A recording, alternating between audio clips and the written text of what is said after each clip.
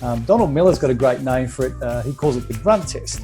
So in other words, when somebody lands on your website, if a caveman were to land on your website, you've got less than 5 seconds for that caveman to be able to understand what you do and be able to grunt it back. Put simply, there are 3 things that we want above the fold to pass the grunt test. Now, number 1, we need to answer what it is that you do.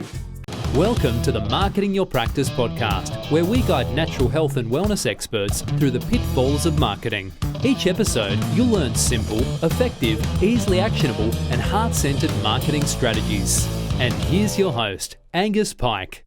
Good morning, good afternoon, good evening, gang. Welcome to another episode of the Marketing Your Practice podcast.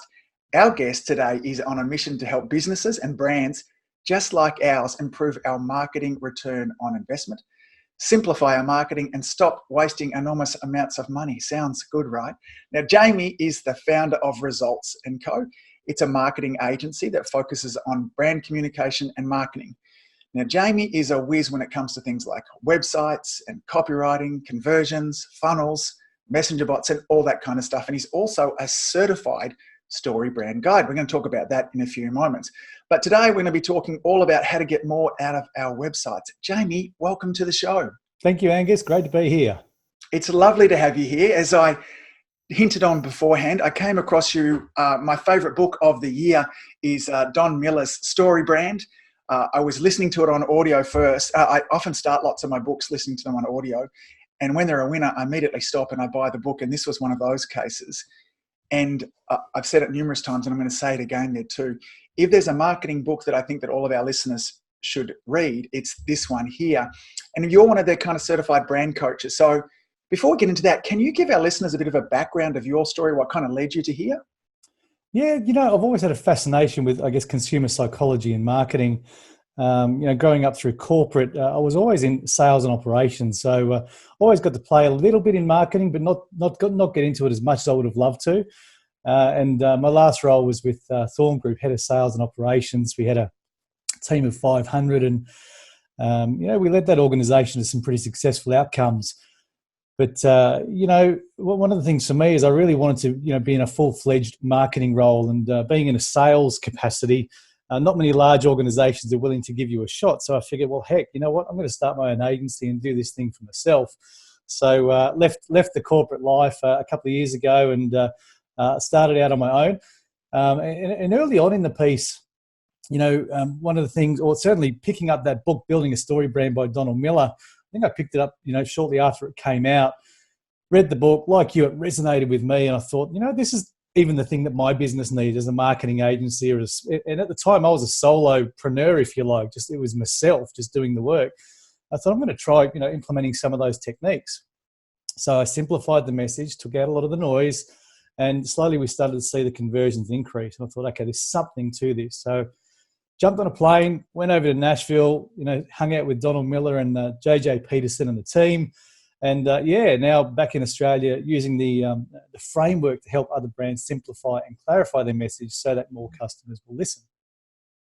I really like, that concept, and I've been repeating it lots on the website here with coaching clients, of which Don talks about. If you confuse, you lose. It takes an enormous amount of glucose just to keep our brains running. And if we're asking people who are coming to our website, that are watching our videos, looking at our social media posts, to burn any more glucose than is necessary, they're more likely to kind of thumb on through than they are to have to kind of think. And, there's so many parts of his model that, again, I think are just brilliant. I'm looking forward to kind of exploring particularly how that relates with regards to websites as well. So why don't we start off with this question? Like, what's the purpose of a website? What should it be doing and what shouldn't it be doing? Okay, controversial question maybe for some. I think if you ask most marketers, they're going to say something along the lines of, it's to turn prospects into customers. That's what a website is to do. It's your digital footprint. It's your brand real estate. For me, it's a little bit more simple than that. And I sort of take it back one step and say, the website exists to help somebody solve a problem. So your website exists to help somebody solve their problem. No Google search is, like every time someone jumps onto Google, they're trying to solve a problem. So if they're typing in something like, sore back or chiropractor or marketing agency or whatever it is, they're facing a problem. And when they land on their site, if you're filling that site full of, complicated messaging and all the awards that we've won, and trying to stuff every feature and benefit in there of your organization, you'll very quickly lose them. So I think it's about how do you simplify your message and help that consumer solve their problem, and I think ultimately that'll lead to a conversion. I'm a huge that identity of, and I've been prodding on about this for the last couple of years, of us as practitioners just seeing ourselves as problem solvers. And we, inside our four walls of our practice, it comes really easily to us. So if you come into me and you've got headaches or migraine or, a health issue, I immediately go into my problem solving mode. And most of the people listening to this are experts at doing that. And when marketing is just an extension of that, instead of solving problems for the people inside your four walls, the beautiful thing in this world that we live nowadays is it's easier than ever to start to solve problems for people outside of that too.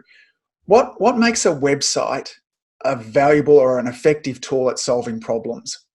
What makes, okay, if we start out with that premise, nobody visits your website unless they're facing a problem.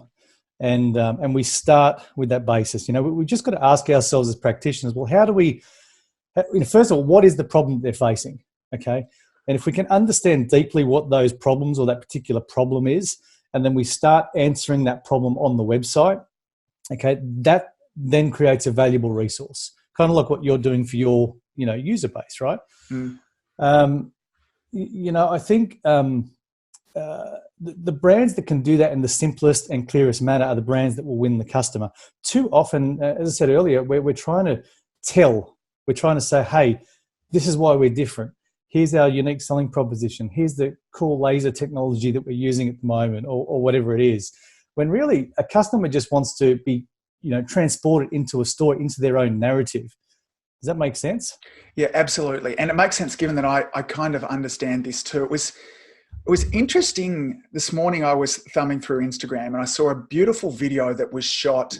And by being beautiful, I mean it was cinematically beautiful. That obviously this practice had a team come in and shoot the video. The music was great, all those kind of things. It was nicely shot. The angles, there's lots of B-roll with it too. And it was 60 seconds all about the practice. And knowing one of the other things that Don talks about, one of the mistakes that we can make in the copywriting, the language that we put, not only in our website, but the way we position ourselves, is that we position ourselves as the hero rather than the guide. And when we do that, that's exactly what this video did. And it did a beautiful job of it. But not once throughout this video did it actually tell me how working with you would solve any of my problems. Can you elaborate on that difference between positioning yourself as the hero and the guide? I think it's a little bit of maybe what you were touching on with regards to what the website needs to do in terms of solving a problem. Yeah, I guess let's ask that question again and edit this bit out. Well, I think one of the things I find interesting is, when we look at a branding, oftentimes, when I go along to somebody's website, the typical thing is, and mine used to be like this too, hey man, I graduated from the prestigious RMIT degree, I got 5 awards here as well, I've been voted chiropractor of the year twice, I've looked after X, Y, and Z, I've done this. And really what what I thought I was meant to do on my website was tell everybody about how good I was, position me as the expert, the authority, which is part of what I want to do. And what I realized I didn't do, and what kind of really, when Don said that, was that moment that I went from listening to the audio book to actually buying the book, is he says, when people wake up in the morning, the way that we live our lives, it's as if we're the hero in our own story. And we've only got room for one hero. And if you're trying to compete with me to be the hero, I'm going to ignore you. But what everybody is looking for is everybody's looking for a guide. And he talks about Luke Skywalker had Yoda, he had Han Solo. And these people are not the hero in the story, but they're essential to the story. And I went, that's what we do a lousy job of. Health practitioners are the perfect guide. Like when you come into me and you have those headaches, you've got your hero story that you want to be living. You can't live it because you've got these damn headaches that are stopping you going from the gym and being, feeling amazing and having enormous amounts of energy, and it's not allowing you to connect with your wife and have this beautiful relationship. And then my website tells you all about how great I am, instead of saying, hey, listen, work with me and I can make you even greater. I can get you back to the gym, connecting with your kids and all those kind of things there too. Is that kind of what you were sort of insinuating with regards to our website? Yeah, absolutely. And that's certainly the paradigm shift, Angus, is positioning yourself as the guide as opposed to the hero. So many brands out there position themselves as the hero, telling rather than inviting that character into the narrative. And I guess the whole basis of the book is it presents a narrative framework. Okay, we know that the human brain is compelled or drawn to story, for thousands of years, since the first cave drawings appeared or the first hieroglyphs on Egyptian pyramids. The human brain is hardwired to connect the story. And I guess the reason I fell in love with the book is that it presents a narrative framework that we can use to simplify and clarify the message so that customers are connected and engaged with that. Sales is based on emotion, and that narrative can help us connect with our customers on that emotional level. One of the things that we talk about is, defining what it is that the character wants. The very first thing we do, defining what it is that the problems are that are facing that character. And when you go and look on a lot of websites, particularly in your industry, there's nowhere on the website that actually talks about the problem. So we're not drawing the customer in. Like, we want the customer to be nodding the minute they, land on our website. One of the things that we talk about in marketing is the 5-second rule, this area above the fold.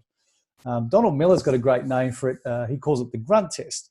So in other words, when somebody lands on your website, if a caveman were to land on your website, you've got less than 5 seconds for that caveman to be able to understand what you do and be able to grunt it back. Put simply, there are 3 things that we want above the fold to pass the grunt test. Now, number 1, we need to answer what it is that you do. And most people in your space will do that pretty well. You'll answer what it is that you do. The second thing is, how do you help me, or how do you make my life better? What's the successful outcome that you're trying to paint this vision of? Because ultimately, that's the thing that we want as the hero in our own journey. Okay, we're on your website because we want something, right? So the second thing we need to answer above the fold to hook or engage that consumer or potential customer is to answer, how are you going to make my life better? And then, of course, the third thing that we need to do is answer, how do we transact? What is the next step that I need to take on this journey? Is it book now or buy now or schedule a call? What does that look like for each brand or each business? And I think they're the 3 most important elements that we can show above the fold. But one other mistake a lot of businesses make is with their imagery. And you touched on this video piece. And I think certainly I find imagery one of the hardest things to get right on the website. Mm-hmm. Okay. It's easy to reach for stock photography and put a picture of a practice manager with a binder or something, some cliche, corny piece that, because it's hard to get the right imagery, or it's expensive to get photographers in. But, a single picture can do a number of things. It can replace whole paragraphs of copy. And when you think about how the consumer uses the web, think about how we use websites today, right? We Google, new tennis shoes. We jump into a first website, we scroll really quickly, and then we hit the back button. And we're not consciously aware of why we're doing this, right? But we're scanning websites. We don't actually go in and read websites and absorb the content, right? So imagery is so important to paint a picture of success. And I think if you were to have this hero image above the fold, it should really be focused on, what does success look like for me if I transact with your brand? Okay, that's the sort of hero image I'm looking for. So many practices will have a picture of their team. And that's cool. Like, I get you trying to create an emotional connection between you guys and the consumer. But the most successful image to have above the fold will be something related to, what does success look like for me if I visit your practice? And so could that actually, I'm going to go back a couple of things. I want to quickly just touch on some stuff. Can you quickly elaborate on what above the fold means? So we might have some listeners at the moment. You've mentioned that term a couple of times, above the fold. What does that mean? And then I've got some questions in around the 3 things that our site needs to address above the fold. Yeah, fair question. And I should have answered that earlier, Angus. If we go back to the old days of the newspaper stand, the newspaper's folded in half, and a newspaper sold based on how captivating the headline was, what imagery they were using, and how saucy the column was, and that's what sold the newspapers. That's what hooked the reader and got them to buy the content, right? So the above the fold, as it relates to websites, is just, what is the area of content that we see before we start the scroll? And we believe that it's probably the most important area to get right. Yeah, great question. Then we start these 3 questions that we talked about, which is, what do you do? How do you help me? And then what do I do next? Is that paraphrasing pretty much the kind of things there too? With that idea of the statement of how do you help me, I've recently, in reading this and going through some training with Don stuff, some of his online courses as well, I've revamped a lot of my website, and I've changed my statement at the top there that just says less pain, more life. Safe, gentle, and effective chiropractic care. Would that pass the grunt test? Absolutely. Yeah. So what I was realizing when I looked at my website beforehand, and and even that idea of Don identified a simple thing with regards to my logo, which used to be up on the top left-hand corner there, which beforehand I have a little kind of pattern with my logo as well, and then it says Life Chiropractic afterwards. And sometimes I just use the pattern, and sometimes I use the pattern and Life Chiropractic. And what I actually did in this case here is made sure that my logo actually says Life Chiropractic as well. And I'm guessing, and it made me think that someone's jumped into Google, they've typed in chiropractor Port Melbourne or Port Melbourne chiropractor, which tends to be the search terms they're looking for if they're looking for a health practitioner. And if my page loads up and they start looking at that top left corner, the first thing they see is Life Chiropractic. Good. I'm on a chiropractic site. As opposed to this, it's not like I've put billions of dollars into flashing my logo everywhere that as soon as they see it, they're going to recognize it that, like we do with the M for McDonald's, the Coca-Cola logos, the Nike logo. So little things like that makes it really simple for them also. And then I can't tell you how much text I took off. Like most of what I did was just cut stuff out there from what you said before, is that people scan through there also. So I've got that statement there as well. And what helped me with this statement, and I want to encourage all of our people to this, over on Jamie's website somewhere, and maybe I'll pop a link there too, Jamie shares, is it 34 websites that you give as an example? Yeah. 34 websites that Jamie and his team have built. Oh, we haven't built them all. These are websites that we've, some of these we've built, some of these are from other story brand guides. Yes. And what we've done is we've assembled that list of, we like to think they're pretty good story brand websites. Now, remember, everyone's interpretation of the framework is a little bit different. Some marketers are more visual and some are more copy-based, some are long form, some are short form. But, we've assembled that list, and that's a list of websites that we think do a pretty good job at being clear, simple and compelling. We think they resonate with their target audience. They do a good job with imagery. They do a good job with copy. It's not just story brand stuff. There's a lot of other stuff that these guys do to really nail it. And I thought it's just a real simple resort. There's hardly any copy in the download. I think we're download overwhelmed. I'm download overwhelmed. I download so many things and I never get to read them. So it's just a real visual list of all these 34 websites. I think do a good job with the framework, and your viewers or listeners can just get some inspiration from, and just draw from that to build better websites. Yeah, it's a great resource, of which I'll make sure is in the show notes as well for you guys to go along and download. The sites, I think they're simple, they're visually beautiful also. The concept of that kind of how will you help me, as I said, what I've come up with, my practice is less pain, more life. But if I was, for instance, a naturopath that might really like working with families who are having fertility issues that wanted to get pregnant naturally, mine could just say, get pregnant naturally. Like that could be my kind of statement up the top. Would that again be another simple kind of one-liner, or? Yeah, you know what? Bang on. And I think you've nailed it there, because too often people will want to write a paragraph or, a 20-word, subheader, because, we think being creative will set us apart from our competitors. But clever doesn't sell. Clarity equals conversion. So what you said there in those 3 words, most people will try and write half a sentence or 2 sentences. The brain, when trying to read that, doesn't find it scannable, therefore doesn't digest the information. What you said, if you can say something in 3 words, why take 20 words to say that? Does that make sense? And yeah. That's always the challenge. So, I'd love to challenge your listeners to go back to their website, look at those bodies or those paragraphs that they put throughout their site and say, okay, what am I trying to say to my consumer here? Okay. The second question is, does this body of text lead my consumer towards a conversion?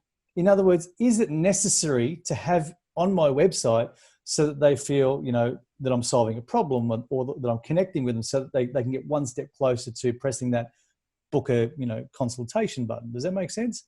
Yeah, totally. Yeah, absolutely. And so, the idea of a conversion for us, gang, is somebody on the phone making an appointment with us, or at least maybe emailing us with an inquiry, or maybe we'll get into kind of downloading lead magnets and things. Like, everything needs to be focused to that also. The other thing that you kind of talked about too, the idea of what to do next, and you touched on it as well, but I think sometimes I do personally, and I see practitioners, we shy away from telling people what to do next. And you touched on it. The very thing that we want people to do next when they come to our website is get on the phone and ring and make an appointment. Or if you have an online scheduling appointment, that's the next thing to do. It's, what do you do? I'm a chiropractic office. How do you help? Less pain, more life. What do I do next? Schedule an appointment. Like, that's those three questions answered at the top there. And gang, it's so simple. That's it. And then into that framework, you would just plug, if you're a dentist, are you a naturopath, Chinese med practitioner, personal trainer? We would just plug in that framework there. And I love it. If I kind of got that right in a nutshell. 100%. Don't hide your call to action button. Okay. It's like walking into a supermarket, hiding the cash register, and then making me find the cash register to make a purchase. Don't make it hard to purchase. Don't make it hard to book an appointment. Make that as easy as possible. Keep it front and center. In fact, with our call to action button, one thing we love to do as a form of best practice is repeat the call to action button. Typically, the human brain has to see something maybe 3, 4, 5, or 8 times before it actually processes it. Okay, so it's not enough just to have a buy now button or a book now button in the top right-hand corner, but I'd recommend that you repeat that maybe 2, 3, depending on how long your page scrolls for, your homepage or your ancillary pages, but always repeat that call to action button. Give them multiple opportunities to buy. Yeah. One of the other things that I see really common in the websites that I'm reviewing too is the use of jargon, particularly jargon for us. And it comes in different sort of forms there too. I was reviewing a coaching client's website recently to kind of give my thoughts on it there too. And he refers to in lots of his staff as, and it's really great culture, and he refers to his staff as our ambassadors, which I understand culturally why he does that. And inside it's a beautiful culture. But when I come to his site and then it says up the top there in the menu, our ambassadors, it's like, what? Like, what do you mean you're ambassadors? When really all it needs to say is our team. Now, he could then perhaps have a paragraph inside there that then says we call our team our ambassadors to go into it too. But again, it made me think, and we do, when we've had 5 years of university, we've had, hours, thousands of hours of anatomy and physiology, and these kind of terms roll off our tongue. And when we're talking about, spinoneural connections and how this impacts the sympathetic part of your nervous system, and when you have an adjustment, it'll calm that down and make you feel better. That's like, stop it. Stop. We need to kind of really simplify things also. I got to imagine that with many of the people that you deal with, that they have their own form of industry jargon. How do you help and guide people towards simplification? How much simplification is too much? I don't think there is too much simplification. I don't think there is. Sometimes we need to bounce back and forth with the client, a few times before we actually reach that 3-word headline. I was bouncing on a few sites this morning in your industry, and one of the ones that came up, the headline just says chiropractic, MLS, medical laser, and orthotics. And there's a picture of a spine on the landing page. I'm looking at it here on the screen. Now, I don't know what MLS medical laser is. Now, that could be a really, really cool thing. I think I'm a smart guy, right? But I've got no idea what that is. And to your point about ambassadors, culturally and internally for that organization, that's an important distinction, and does make our team feel valued and important. But using it externally, what you are doing to a consumer's mind is you're causing them to have to think. And when the brain uses calorie, like the whole purpose of the brain is to help us survive and thrive and to help us conserve calories. That's the purpose of our lizard brain, if you like. And if I start to think too hard or use too many calories, my mouse goes up to that back button in the browser and I go back to Google and I go into a competitor's website. Now that makes me cry, because every single time someone lands on my website and I confuse them okay, and they go back to that button in the browser and hit back and go to my competitors, I'm literally giving business to my competitors. And that hurts. Okay, Yes. because I know that person has intent. 100% of the people that hit your website have intent. They have a problem that you can potentially help them solve. And there's a real skill and an art. This is where the skill and art intersect, okay? And I always say to people, it's about giving your potential customer enough information so they feel comfortable enough to transact, but not too much information so as you overwhelm them and they hit that back button in the browser and disappear. Yeah. Yeah. And I can see the challenge of it is that it becomes this negative spiral, because if somebody comes to your website, Google, even let's talk organically, they happen to put in chiropractor Port Melbourne, they end up at my site, and if Google sees them bounce really quickly back to the search engine results page, then Google's going to very quickly start to think, man, that website there doesn't solve the problem of the people who come in, which means next time around it might not serve me up at number 1 and 2 and 3. And this is how our web pages end up way back at 3, 4, 5, deep in, and they never get seen. So cleaning up that initial stage so that we can be and by solving problems in this case here, we want them to come to our site and hopefully not go back to that search engine results page. So my challenge for the listeners here, because I want to dive deeper into the website, is a great thing about this framework, what Jamie shared, but there's only 3 things that we need to look at. When somebody, 5 seconds, that first bit, if they looked at your website, and maybe you could hand this to a stranger and let them have 5 or 6 seconds of it and then ask them a question. Say, what do I offer? Am I a butcher, baker, candlestick maker? How do I make your life better? And what do we do next? And if they can't answer that question, then that's great news, because you know what to do next. And if they can answer that question, then give yourself a high five. Then it's time to get down deeper into the website. Would that be fair? Yeah, I love that idea of actually giving it to somebody. Sitting at a cafe with your laptop, calling over to the waiter or the waitress and say, hey, you know what? Can I borrow you for 5 minutes? Tell me what this website does. Or what does this organization do? Yes. And that is a great way to, remove yourself, because you look at your own website and you think you know what you do. Yes. Right? And it's clear to you, but it's not necessarily clear to a consumer. And if it's not clear to a consumer, you lose. Totally. When you confuse, you lose.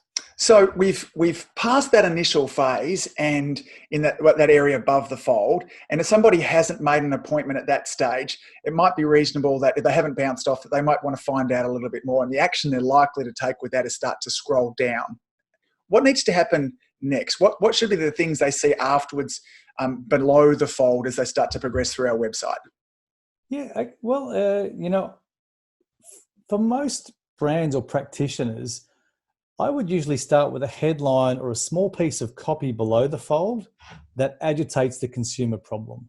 That's not a hard and fast rule, but when thinking about the sorts of people in your industry, I think that's important, because the other reason is, it's like when you're watching a movie, right? And the hero has to disarm a bomb, okay? But you learn after the first 2 minutes that the bomb's a dud, and no one's really at risk here. No one's going to die, right? You're highly unlikely to sit there for 2 hours through the whole film, right? There's nothing at stake. But the minute you start talking as a brand about your consumer's problem, right, it causes me to lean in and go, yeah, you know what? I've got inflammation. I can't get out of the car, and I struggle to pick up the groceries, and I really find it hard to mow the lawn these days. Those sorts of things. You start causing that consumer to sit on the edge of their seat and say, yeah, you know what? This is the problem that I'm facing. You start to form a connection with that consumer. So that's the reason I like to start with the problem, because it draws them in, okay? It helps form that emotional connection, gets them nodding almost like, yeah, this is me. This is the reason I'm on your website. Yes. But go and look at a lot of websites and you don't find anyone talking about the consumer's problem.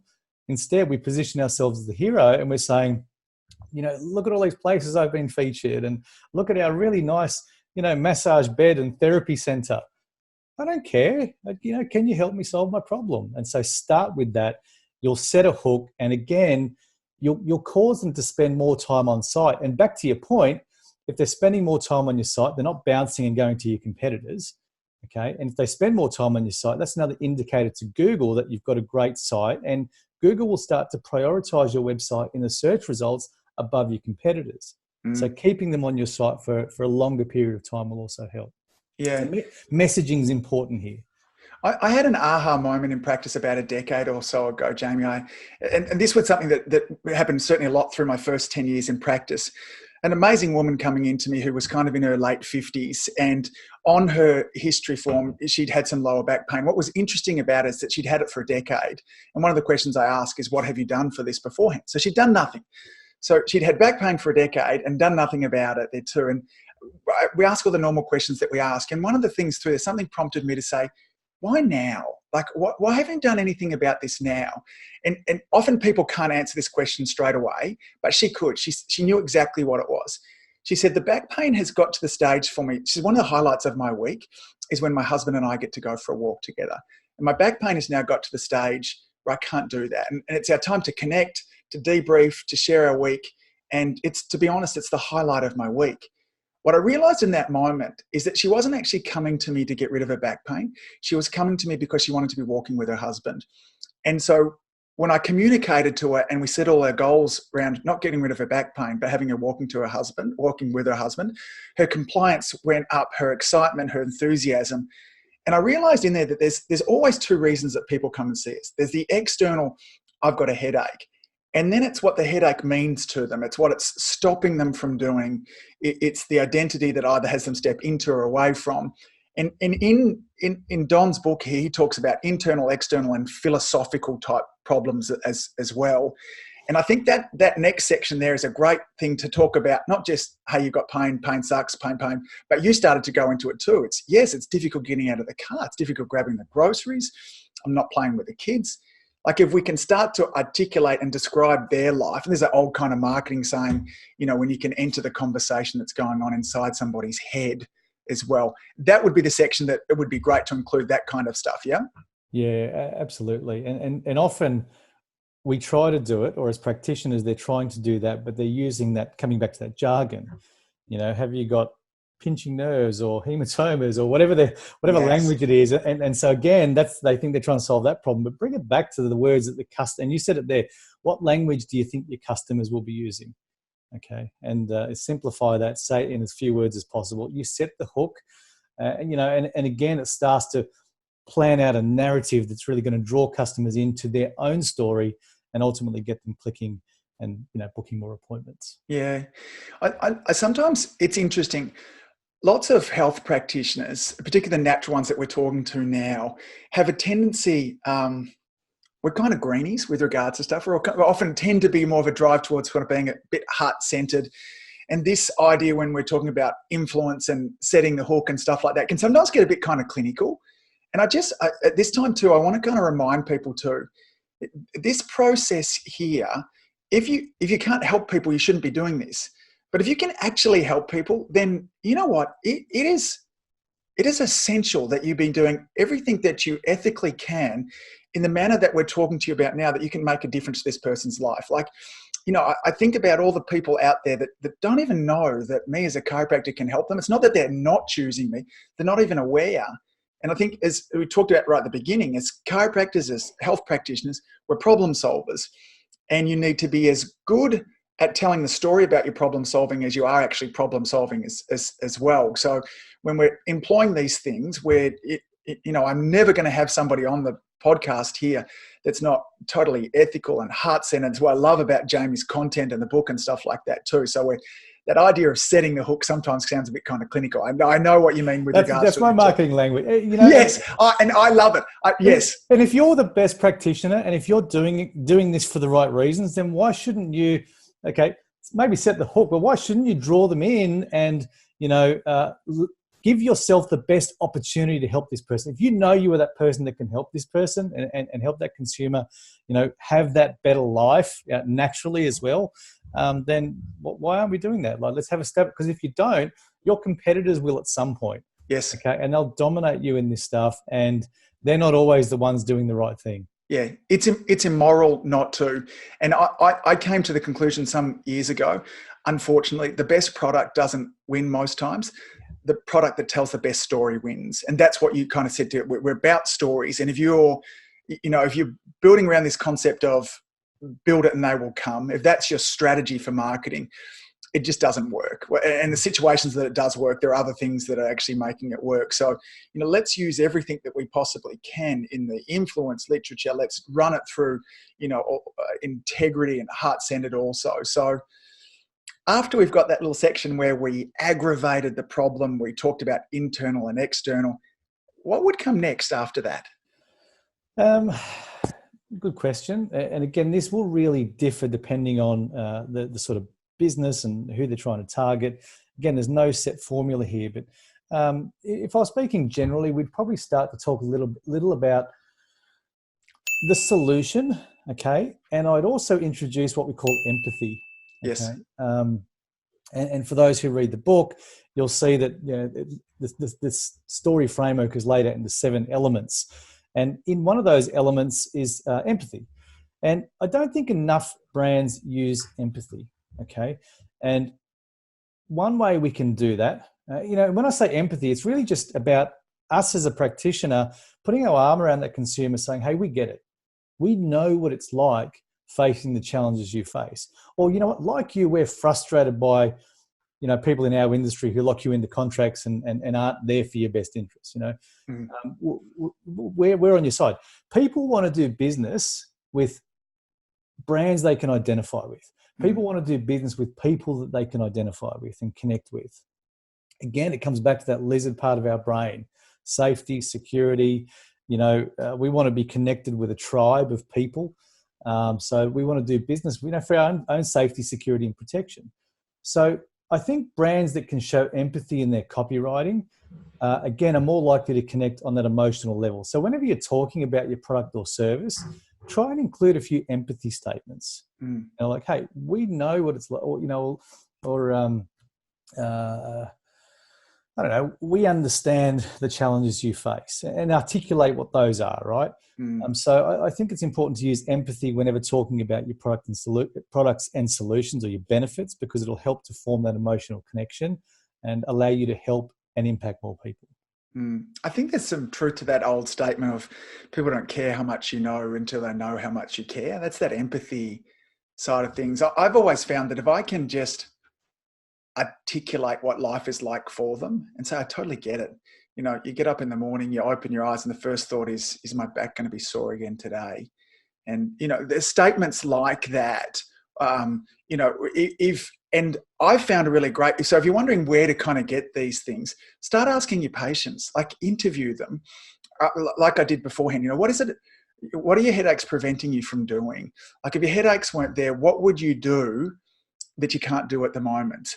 And then you need to prompt them, like, does it have an impact with your husband or wife? Do you notice that your parenting is not as great? Has it stopped you from going to the gym? Is it impacting things at work? Are you not as productive? So sometimes we have to ask lots of these questions, but and that can be just how on your regular visits, I'm forever asking these questions conversationally. And it's a great source of content for me to then put in the other videos and the content that we create also. But that's my secret weapon to creating empathy. Are there other ways that might be helpful also, Jamie? Yeah, look, certainly through, I love video testimonial as well. Yes. Yeah. And, nothing can beat that in my opinion. There is, without plugging my own site, there's a blog in my website that goes through 7 questions to ask to get a powerful testimonial in a story format. Yes. And if you ask these questions, even if you're just filming it on your mobile phone, right? It doesn't have to be fancy stuff, but asking the right questions of a person, in other words, tell me about the problems you faced before you started doing business with us. And they articulate, well, it was hard to get out of the car and I couldn't do the whole, 18 holes at the golf course. And, how did that make you feel? I was frustrated, I didn't know what to do. I've seen other people and that didn't work and this didn't work. And all of a sudden, this story starts to resonate with the story of the people that are visiting your website. I think testimonials are great, but they shouldn't be about, hey, you know what? I worked with Jan. She made me feel better. I recommend Jan. Yes. They're not the testimonials we're looking for, even that's what we think, we should have on our site. Yes. But asking the right questions in a narrative framework will connect with that person so strongly and allow you to impact more people. Yeah. Unfortunately, Jamie, here in Australia, and we have a global audience listening to us, here in Australia, our Health Registration Act won't let any health professionals use testimonials, doctors, dentists, chiropractors. It's wacky. Oh, I mean, a lot of it came from some of those crazy kind of before and after types of things that we were seeing with plastic surgery and all that kind of stuff there too. That's really what it was directed towards. But for those of you that are kind of international, and I'll make sure I link also to that blog post that you talked about as well. One of the things that a testimonial does is it kind of can also bring out a level of authority also.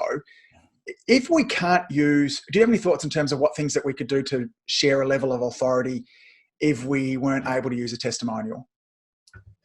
Yeah, okay. So there are a couple of things you can do. Statistics is another way to demonstrate authority. So you sometimes see on some websites, we've helped over, 5,000 people get a good night's sleep, or we've, been in this region, in the Hawthorne region for 45 years or whatever. So, those numbers across a page can demonstrate authority without positioning yourself as the hero. That's one way you can do it. So statistics can be useful. Without testimonials, you could also, things like podcasts and thought leadership. So if you have a podcast, you can feature that on the page somewhere, and that says to me that, hey, this person knows what they're doing. That this is the person likely to be able to help me in my business, right? Yes. So thought leadership is another way we can demonstrate authority without playing the hero.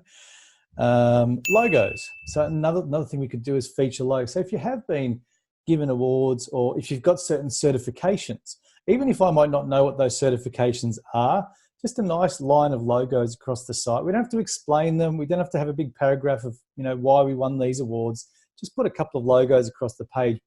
The reason I like doing it that way is because, as we said in the outset, people are scanning your website really quickly, and quite often, most of it subconsciously. They hit your site. They want to know, what do you do? How do you help me? How do I transact? Where's the social proof? Has this person helped other people achieve successful outcomes, and so on and so forth. So a line of logos can often do that as well.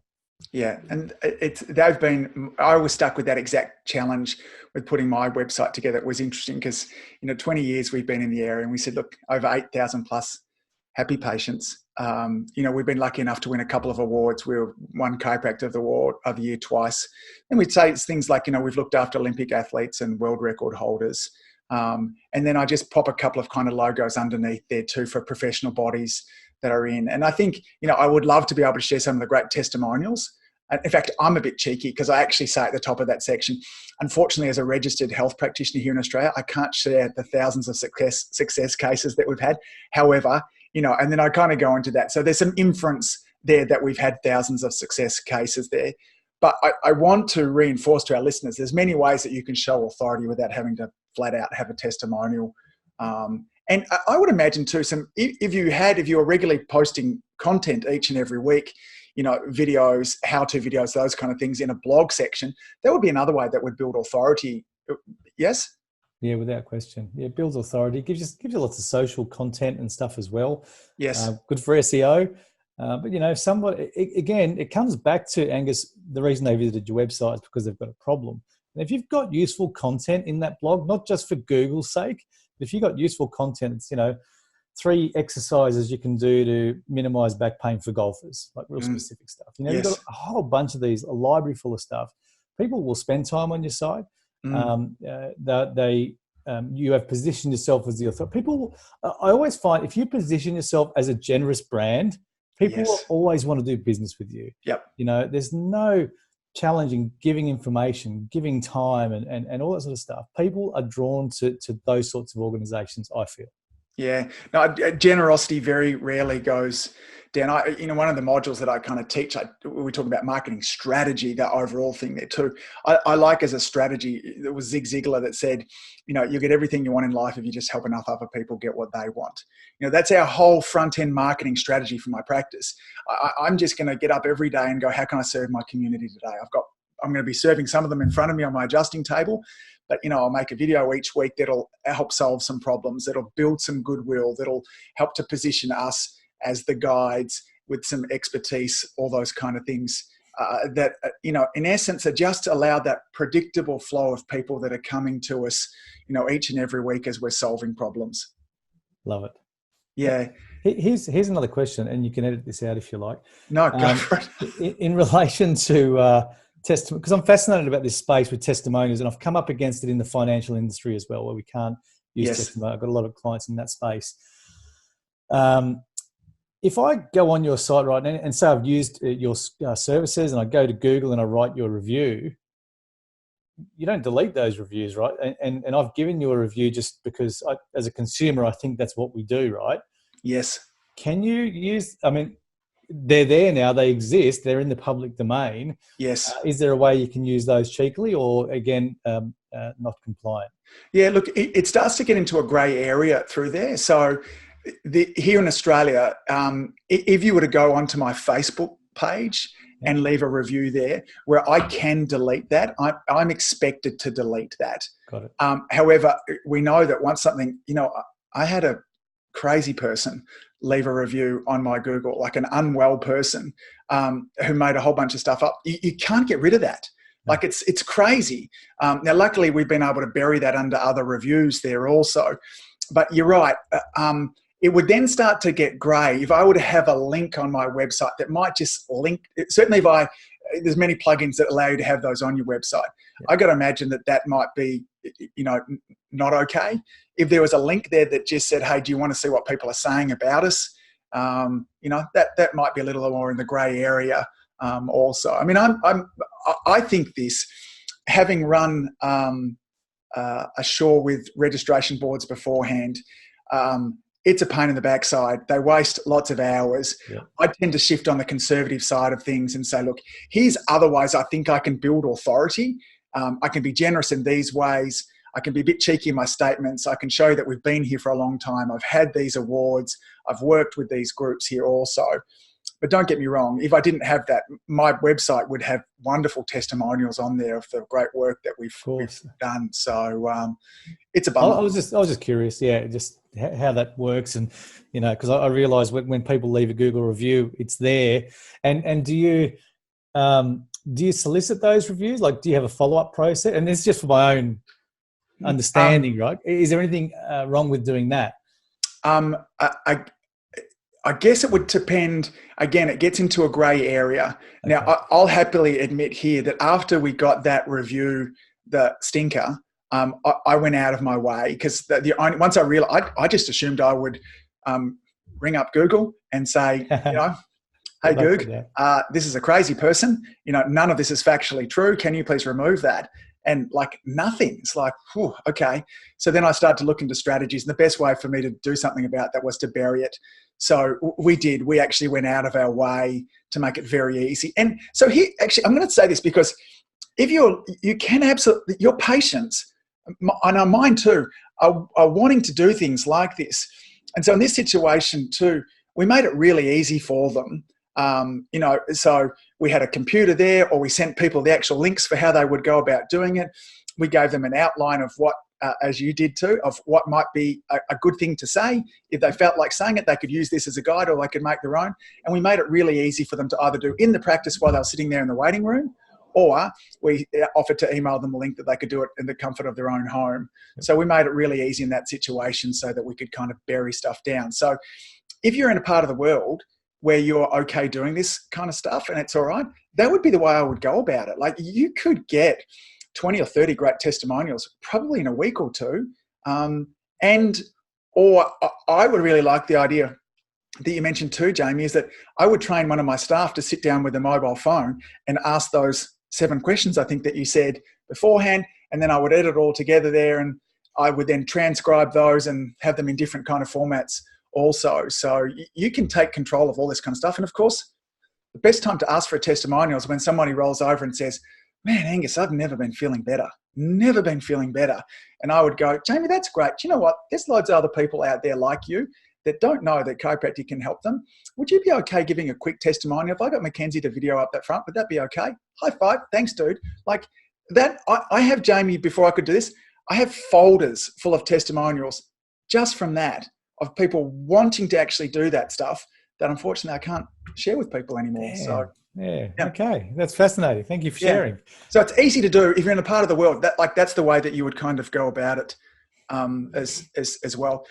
I in the way that I often do, I got sidetracked and I'm looking back through my notes here. I want to ask a question because we talked about images and the power of an image. And I've been really thinking about this with my website also. And an image being worth, 1,000 words or lots, millions, whatever it is there too. And the image needing to reflect the outcome that somebody might get. Is that just, somebody happily skipping along the beach? Is it that kind of thing there too? Because that also, it seems a little kind of, stocky, that kind of stuff there too. So, my image on my website at the moment is we had a photographer come in. It's actually me kind of sitting down at a consultation, knee to knee with somebody. It doesn't reflect where they're going, but it's a bit kind of personalized. You can see it's not a stock image. It helps to reflect somebody that they're in the right place. Do you have some thoughts around that? Yeah, I do. There are a couple of things we do with organizations. So when we're sitting with an organization trying to come up with versions of imagery for collateral, we start with a brainstorm. And I'll ask a simple question. If I buy this widget from you guys, what does success look like? How's my golf swing going to improve? Or how will my tennis game up a level? Or, whatever it is, right? So ask, have a brainstorm with your team and say, if people come to us, how do we make people feel? Because remember, they're not buying facts and figures. They're buying the way you make them feel, okay? And just come up with 5, 10, 20, 50 different things, all the outcomes, and I know I use the same example, but being able to lift the shopping out of the car and do it without pain. Write those things down, just write them all down. And then stand back and look at that list of all the successful outcomes. One, it'll make you feel really nice and warm inside, right? But then say, okay, what does that look like in an image? You said something earlier, Angus, where you said, you'd ask for that testimonial. The minute they sort of get up off that table and go, oh, man, that feels good. That's the image I want right there. You and that person getting up going, oh, this feels good, okay? Because that's an image of what success looks like, right? So I think it starts with a brainstorm, okay? And then stand back at that brainstorm and go, okay, how do I put that into an image? And I've got to say, it's not easy. To me, it's I can come up with words and headlines like that. That's easy enough to do. I can simplify copy and cross out paragraphs and, structure a website and put a button in the top. But coming up with the right imagery, can be tough. Yeah, I like that. We just recently, because one of the things that drives me nuts is all this stock image that I see on chiropractors' websites. And then when you start to see the same stock image pop up again and again, you can tell stock image, like that. And you kind of mentioned before that I don't think getting that it can be expensive. I think it's one of the best investments that you'll make. I'm still using photographs that I had taken 3 years ago. They still look relevant. I still look the same as I did 3 years ago. They're not dated yet. And then we just did a whole bunch. My wife is a chiropractor as well. And the way that we went about it, we've got a family that we look after. We see lots of kids and stuff in the practice also. We just said to them, hey, listen, would you be okay coming in on a Saturday afternoon for an adjustment? We'll adjust you at our expense. And could we have some photographer come in and take some photos and then some short videos? Would that be okay? Of which they were like, hell yeah, no worries. And then now we've got, a whole bunch of B-roll of video, a whole bunch of great footage. I'm going to look through those photographs because I bet there's a photograph there that would make more sense with regards to, what success would look like. Yeah, definitely. Yeah, I love it. I love it. Jamie, I feel like I could chat with you all day. There's probably a round 2 coming up. What I want to ask you here too, in kind of final thoughts, summing things up from what we've talked about today, in terms of purpose of a website, how do we make it work? What would you like to leave our audience with? And then we'll talk about how they can kind of follow up with you afterwards. Man, I guess the essence of what I'd say is start with a narrative framework. Try and tell your story in a compelling way and put your customers in the center of that story. Story brand is one framework. There are many frameworks you can use, but if you like story brand, you can use that framework. Clarity equals conversions. Okay, so if you want to impact more people, you need to be clear and simple about it. My highest converting landing page, Angus, has less than 50 words on it, and it converts at a rate of 73%. Wow. Almost unheard of in marketing, unheard of. It took me 6 months to do it because it was a matter of testing and adjusting things as well. We didn't get to touch on it, but one thing I'd like to say to your listeners as well is the importance of measurement. Yes. Okay. You've built a shiny new website. When I ask most business, like I was at a conference last year for real estate agents, some of the best real estate agents in the country. And I did a survey. I went around and said, hey, how many website visitors do you get? Most basic question. And not one could answer me.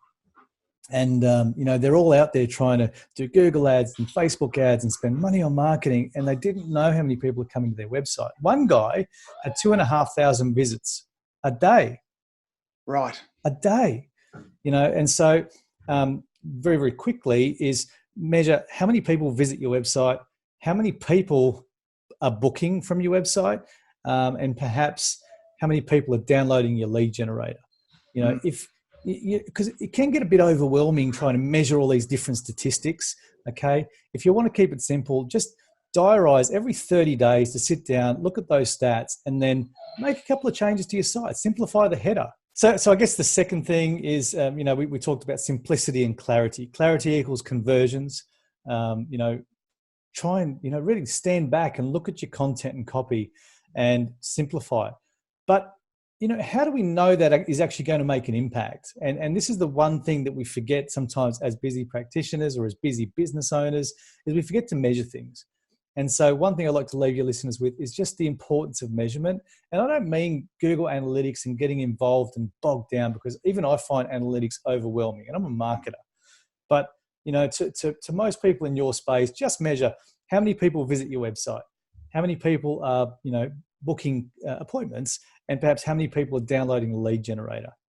Okay, because that'll give us a gauge, just put it in your diary every 30 days, just to look at those three numbers only. And there are other things we can look at, don't get me wrong, but if you do nothing else, look at those numbers, because that'll tell you if you make a change to your website over the next 30 days, did that change make a positive impact or did that make a negative impact? Okay, and we call it, I guess the fancy word is conversion rate optimization. Yes. But my argument is this: if you have 100 people visiting your website, Angus, and only one of those people is booking an appointment, which is probably statistically about right, and maybe 2 or 3 people are downloading your lead generator, you got 95, 98 people that are leaving your website that have a problem that you can help them solve that aren't doing business with you. And so our whole goal is to really sit down and say, well, how do we make those other 95, 97, 98 people, how do we get their attention? How do we get them into our marketing funnels, and how do we nurture them, give them value, and build trust over the long term, so that when their pain point is at the greatest, you're the brand that they think of. You're the brand that's in front of them. So measurement's important in so many ways. That's probably the other thing I'd like to get across. So, yeah. Beautiful thoughts. All of those people, I think too, I talk so much about, sharing content on social media and trying to get, if there are people already coming to your website, no one's coming to look at your website just for the heck of it. They're there because they have a problem of which they think that you might have a solution. And in the world of marketing talk, we would refer to those as starting to be kind of warm leads. I think anything that we can do to kind of, capture their attention, have an ongoing conversation with those people was great. One of the things we didn't, I'm just looking at my questions here. We didn't even, because I started to engage with your content. I'm going to leave this as a little bit of a cliffhanger. I loved your messenger bots, and it's one of the things that you're really great with. And I think there's some really terrific ways that we could automate some messenger bots to help our patients along that journey. You talked about lead magnets. So can I have you back in the new year? Can we get into a discussion about how a practice might use a lead magnet, how they might use messenger bots to help capture perhaps those other 95 people who didn't either make an appointment or do something on the site? Would that be okay? That would be awesome. I'd love to do it, and that is a big opportunity. So I look forward to the new year. Wonderful. Where do people go to find you? We're at resultsandco.com.au. Great. I'll have links to all of that, and I'll make sure I have links to all the socials likewise also. Jamie, on behalf of all of my crew here, thanks for sharing so generously with us today. I look forward to catching up with you in the new year, and we can dive into more things that we can be doing on our website to improve the impact that we can have in our communities. Buddy, have a great afternoon. Thanks so much. Will do, Angus. Thanks for the opportunity. Cheers. My pleasure. If you enjoyed listening to this podcast, you have to come and check out the Community Influencer Program. It's my monthly coaching program where we take all this material and I'll work one-on-one with you to apply, implement, systematize, and help guide you and your practice to the next level. Now you can join me on over at adiomedia.com/join. That's adiomedia.com/join. I'd love to see you in there.